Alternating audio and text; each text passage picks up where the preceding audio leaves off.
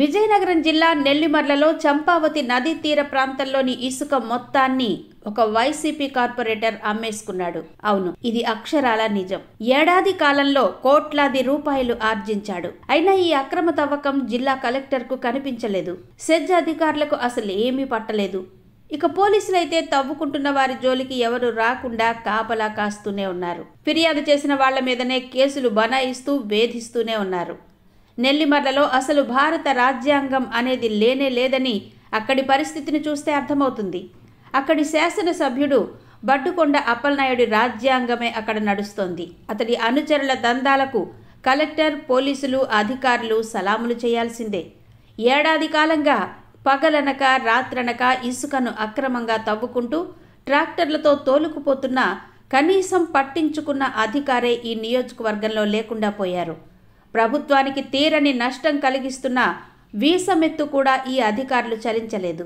పైగా విశాఖ ఉక్కు ఫ్యాక్టరీ కోసం అధికారికంగా ఇచ్చిన మైనింగ్ లీజులు కూడా ఇక్కడ పనిచేయలేదు. కేంద్ర ప్రభుత్వం నిధులతో ఏర్పాటు చేసిన అమృత్ మంచినీటి పథకం పేరు చెప్పి ఇక్కడ ఇసుక మైనింగ్ చేయడానికి వీలు లేదని జిల్లా అధికారులు ఒక పక్క విశాఖ ఉక్కుకు హుకుం జారీ చేశారు.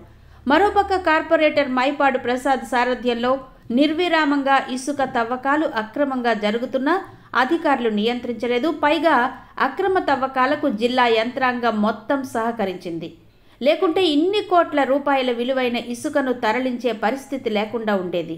నెల్లిమర్లలోని సారిపల్లి పంచాయతీ నీలంరాజుపేటలో యథేచ్ఛగా ఇప్పటికీ తవ్వకాలు జరుగుతున్నాయి. విశాఖ ఉక్కు కార్మిక నాయకులు ఇటీవల 100 వాహనాలలో వెళ్లి ఇసుక దందాను ఆపేందుకు ఆందోళన చేపట్టారు. ఆ 2 రోజులు మాత్రమే తవ్వకాలను నిలిపివేశారు.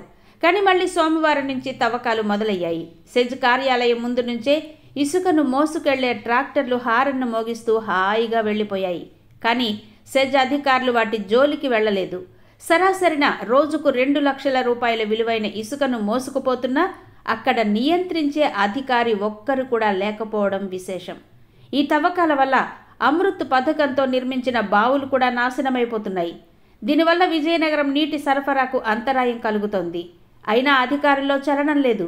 తవ్వకాల కోసం చంపావతి నదిలోకి ఏకంగా రోడ్డునే నిర్మించేశారు. అయినా అధికారులు మాత్రం గుప్చుప్ అంటూ కళ్ళు మూసుకున్నారు. అసలు ఈ ప్రాంతంలో ప్రభుత్వం అన్నది లేనే లేదు అని స్థానికులు అభిప్రాయపడుతున్నారు. ఫిర్యాదు చేసినా ఉపయోగం లేదు సరికదా, తిరిగి వారి మీదనే కేసులు పెట్టి హింసిస్తున్నారు. ఇక్కడ సబ్ ఇన్స్పెక్టర్గా పనిచేసిన నారాయణరావు అయితే అక్రమార్కుల దూతగానే వ్యవహరించారన్న ఆరోపణలున్నాయి.